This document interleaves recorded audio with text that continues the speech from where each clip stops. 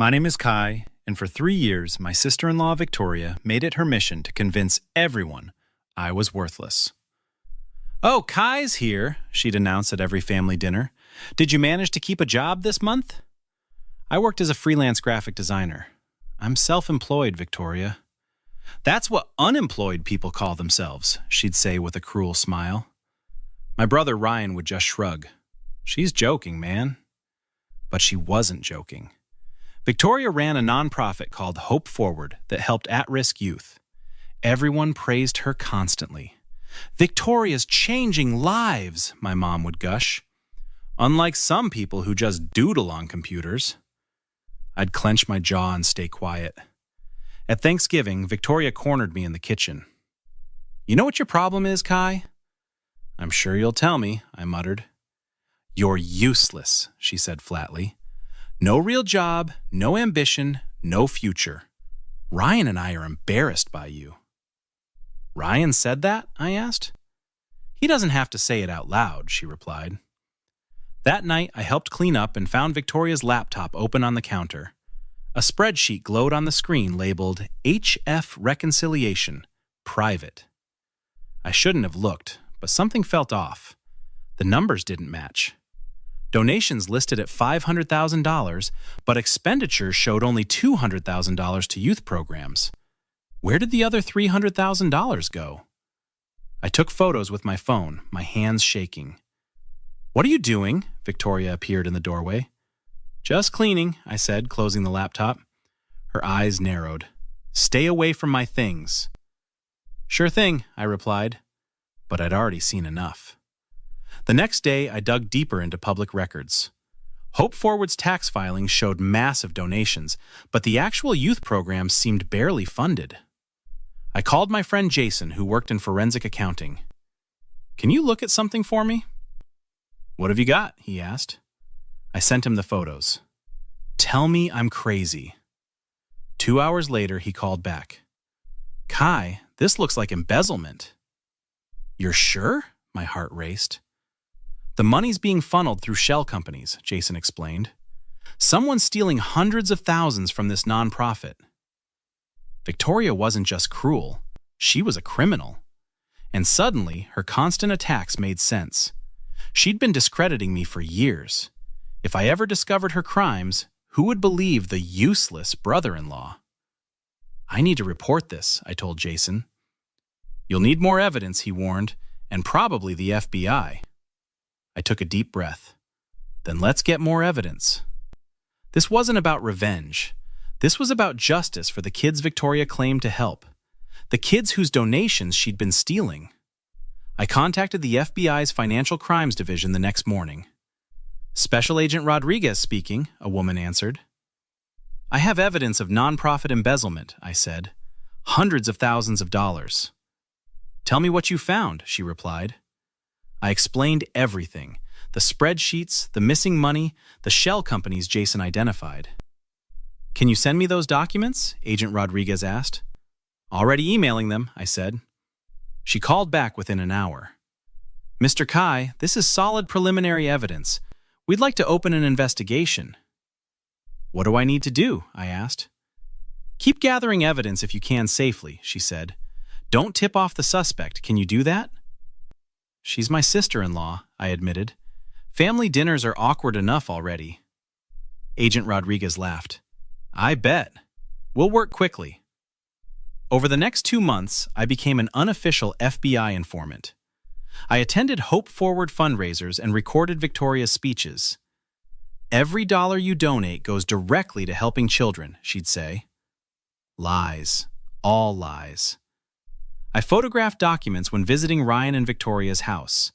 Bank statements, transfer records, fake invoices. "Why are you suddenly visiting so much?" Ryan asked during one trip. "Just trying to be more involved with family," I lied. Victoria glared at me across the dinner table. How suspicious. Kai suddenly cares about family. "Better late than never," I replied. Jason helped me trace the shell companies.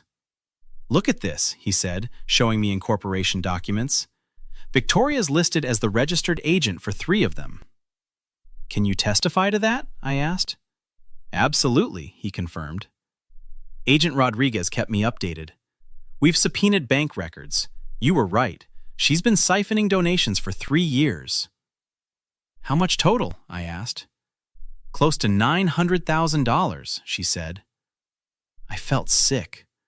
That money could have helped hundreds of kids. Instead, Victoria bought a vacation home and a Mercedes.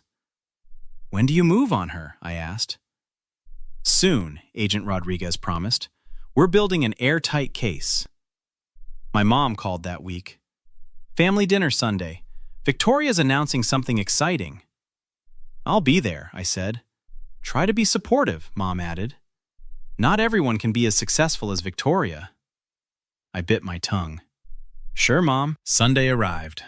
I wore a wire the FBI provided. Just act natural, Agent Rodriguez had instructed. Let her talk. Victoria stood at the head of the table, beaming. I have amazing news! Hope Forward just received a $1 million grant. Everyone applauded. More money you'll steal? I muttered, but only the wire caught it. What was that, Kai? Victoria asked sharply. Nothing, I said. Congratulations. She smiled triumphantly. Some of us actually contribute to society. Some of us don't commit federal crimes, I replied quietly. Ryan frowned. What's your problem tonight? You'll find out soon enough, I said. Victoria's smile faltered for just a second. She knew something was wrong. Let's toast to Victoria's continued success, my dad said, raising his glass. Everyone clinked glasses, except me. Kai, you're being rude, my mom hissed. Actually, I have something to say, I announced. Victoria's face went pale. Kai, don't! The doorbell rang. I'll get it, Ryan said, standing. No, let me, I replied, walking to the door. I opened it to reveal Agent Rodriguez and 3 other federal agents in FBI windbreakers. FBI, Agent Rodriguez announced. We have a warrant for Victoria Morrison. My family sat frozen in shock. Victoria jumped up. This is ridiculous! What's this about? Embezzlement, wire fraud, and money laundering, Agent Rodriguez stated. Victoria Morrison, you're under arrest. Ryan! Victoria shrieked. Do something! Ryan looked between her and the agents. What's happening? Your wife's been stealing from Hope Forward, I said. Almost $1 million over 3 years. That's insane! Victoria yelled. Kai's lying. He's always been jealous of me. Agent Rodriguez held up documents. We have bank records, transfer receipts, and recorded conversations.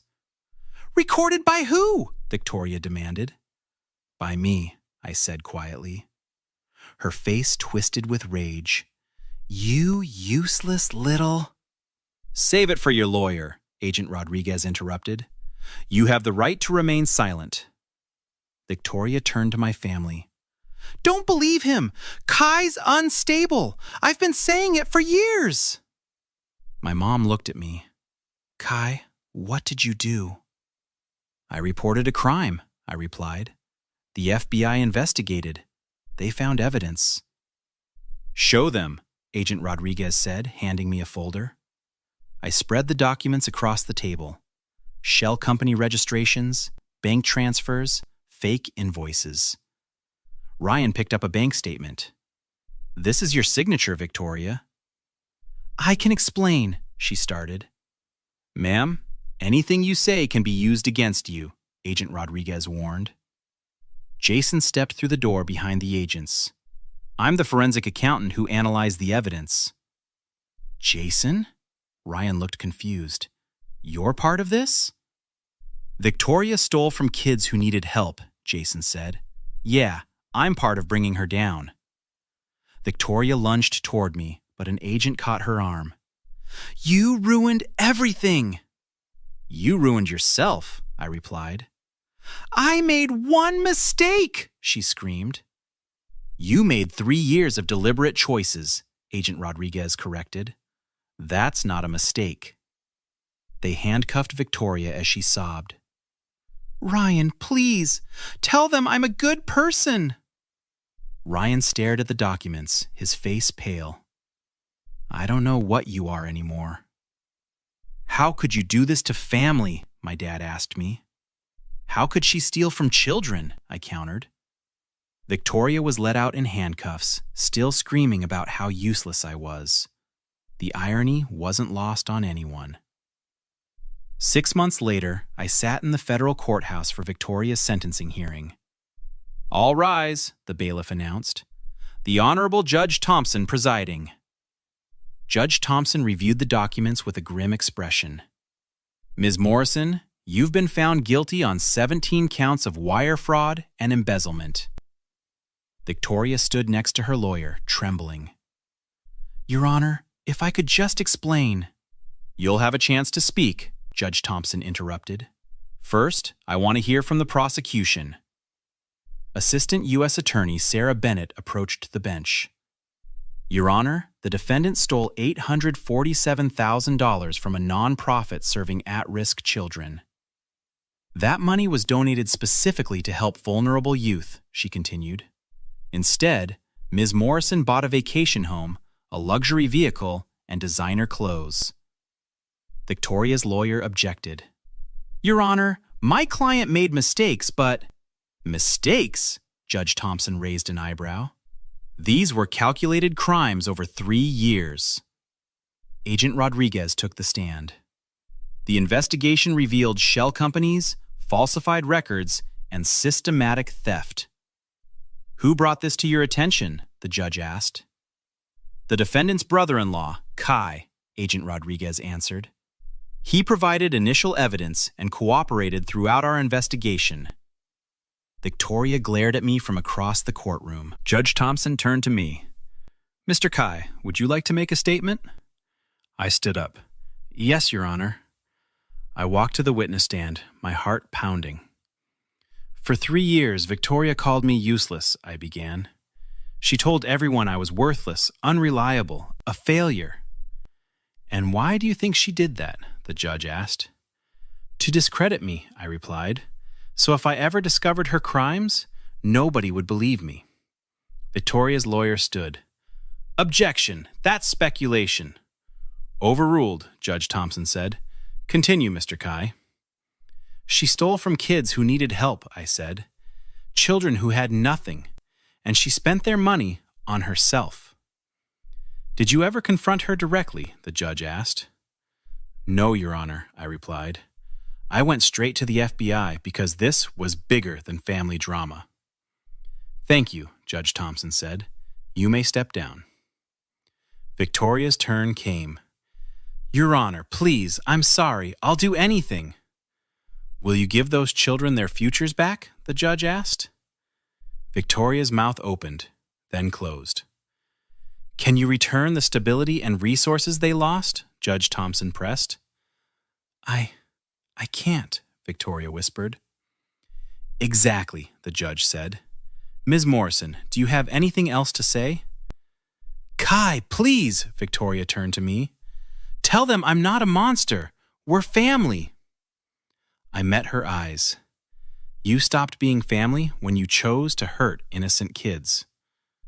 "I made one mistake," she cried. "You made thousands of deliberate choices," I replied. "Every transfer, every fake invoice, every lie." Ryan sat in the gallery, his head in his hands. "Victoria, why?"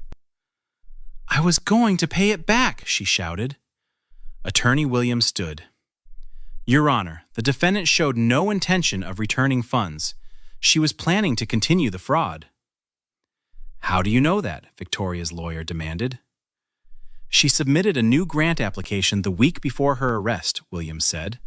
"More money to steal." Judge Thompson shook his head.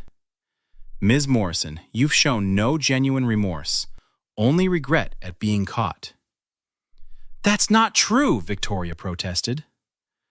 "Your actions speak louder than your words," the judge stated. "You systematically robbed children of opportunities while portraying yourself as their savior." Please, Your Honor, Victoria begged. I have a family. So do the 200 children your organization was supposed to serve, Judge Thompson interrupted. My mom stood up in the gallery. Your Honor, can I speak? Briefly, the judge allowed. Kai did the right thing, she said, her voice breaking. I'm sorry I didn't believe him sooner. Victoria stared at her in shock. You're taking his side? I'm taking the side of truth, Mom replied. Judge Thompson picked up his gavel. Victoria Morrison, I hereby sentence you to 8 years in federal prison. Victoria collapsed into her chair, sobbing. Additionally, you'll pay full restitution of $847,000 plus penalties, the judge continued. And you're permanently barred from operating any nonprofit organization. 8 years? Victoria gasped. Please, no! You stole from children for 3 years, Judge Thompson said. You'll serve 8. Consider yourself fortunate. The bailiff approached. All rise. As they led Victoria away in handcuffs, she screamed at me one last time. This is your fault! You destroyed my life! No, I called back. You destroyed your own life. I just made sure you faced consequences. Outside the courthouse, Ryan approached me. I'm sorry, Kai. For what? I asked. For not believing you, he said. For letting her treat you that way all those years.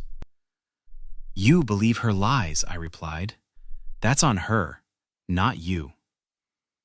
Agent Rodriguez shook my hand. You did good work, Kai. Those kids will get their funding back. That's all that matters, I said. Jason clapped me on the shoulder. The useless guy just took down a federal criminal. I smiled. Turns out I'm pretty useful after all. My mom hugged me tight. I'm proud of you, sweetheart. Thanks, Mom, I replied. Attorney Williams joined us. Hope Forward is being restructured. We'd like to hire you to redesign their marketing materials. Me? I asked, surprised. You're a graphic designer, right? He said. And you clearly care about the mission. I'd be honored, I replied. Victoria spent 3 years calling me useless, but I was useful enough to bring her down the right way, with evidence, not anger. Those kids deserved better than her lies. Have you ever had to report someone you knew to authorities? What would you do if you discovered a family member was committing crimes? Like and subscribe for more stories about people who refused to be victims and fought back the right way.